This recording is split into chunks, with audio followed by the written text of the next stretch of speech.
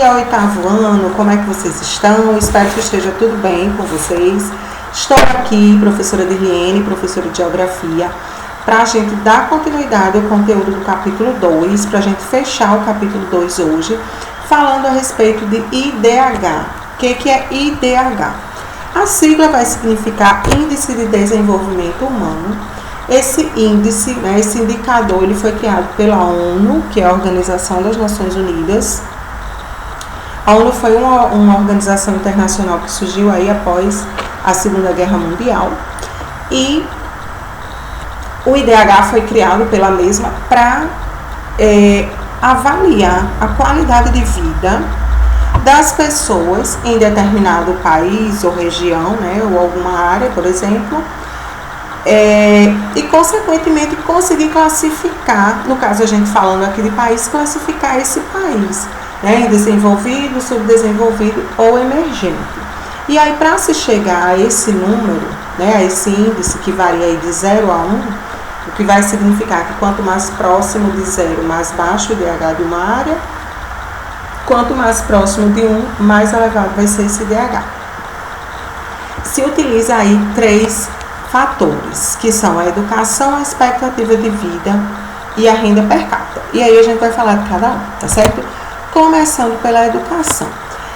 A educação, ela vai ser avaliada de acordo principalmente com a taxa de analfabetismo, que é quanto por cento da população de determinado país com mais de 14 anos ou maior de 14 anos de idade, que não vai saber ler nem escrever. Então, quanto mais elevada a taxa de analfabetismo, vai refletir aí a condição educacional de um país, e quanto mais baixo o analfabetismo, significa que as condições de educação são boas. Então, por exemplo, um país onde a taxa de analfabetismo seja de 5%, quer dizer que a situação educacional lá é muito boa, Inclusive, gente, existem países onde a taxa de analfabetismo é 0. Como assim, professora? Vai existir? Me conte mais sobre isso. Existem países muito desenvolvidos, com a qualidade de vida muito boa, que toda a população superior a 14 anos de idade está alfabetizada. E aí, quando essa taxa é muito alta, reflete o quê? Uma educação, ruim, precária. E aí a gente precisa pensar que vários fatores influenciam para isso, Muitas crianças em países muito pobres não vão ter acesso à escola por diversos fatores, Inclusive, nas nações mais pobres, é até muito comum que o analfabetismo seja maior entre as meninas, por exemplo, porque geralmente elas ficam em casa cuidando do serviço doméstico. E aí se prioriza que os meninos vão para a escola. Isso não quer dizer que esses meninos vão concluir o ensino fundamental e o ensino médio. Muitas vezes, eles vão apenas nos anos iniciais, aprendem aí a ler, escrever e já vão também para o mercado de trabalho com 14, 15 anos. Então, essa questão da educação, ela reflete muito a questão do desenvolvimento de um país, certo? Próximo item aqui, a expectativa de vida. Expectativa de vida é quantos anos se espera que uma população de determinado lugar ela viva, Então, quanto se espera mais ou menos, quanto é a média em anos aí de que uma pessoa em determinado país consegue chegar? A expectativa de vida, gente, ele é um índice que reflete muito a qualidade de vida, porque se vive muito onde se vive bem. Numa população que não tem uma condição de vida desde o nascimento, não tem uma condição de vida adequada, com acesso à saúde, à educação, a emprego, no decorrer da vida dessa pessoa aí, ela não vai conseguir viver muito. Ela vai, por exemplo, morrer de doenças que poderiam ser evitadas com a questão da educação, ou que poderiam ser evitadas com saneamento, ou alguma parte dessa população acaba, por não viver bem, tendo doenças muito cedo. Então, com 40, 50 anos, essa população já está com problema de pressão, diabetes, entre outras coisas, que faz com que a expectativa de vida aí diminua. E pelo contrário, onde se vive bem, vai se viver mais. até a questão salarial, a questão do valor da aposentadoria, também contribui para isso, porque em alguns países a aposentadoria, né, que o idoso recebe após esse término da vida de trabalho dele, às vezes só dá para comer ou só dá para comprar o remédio, às vezes essa pessoa depende até de outras pessoas da família, né, para poder completar a renda. Então essa população não vai viver bem. Então, se a expectativa de vida de um lugar é alta, significa que a qualidade de vida também é elevada. E o último fator que eu tenho para vocês, eu anotei aqui, ó, renda per capita. A renda per capita é um índice que revela aí a parte econômica. A renda per capita ela é obtida através de uma continha aí, que se pega o PNB de um país. Vixe, lá vem a professora. Gente, PNB é um pouquinho parecido com o conceito de PIB, certo?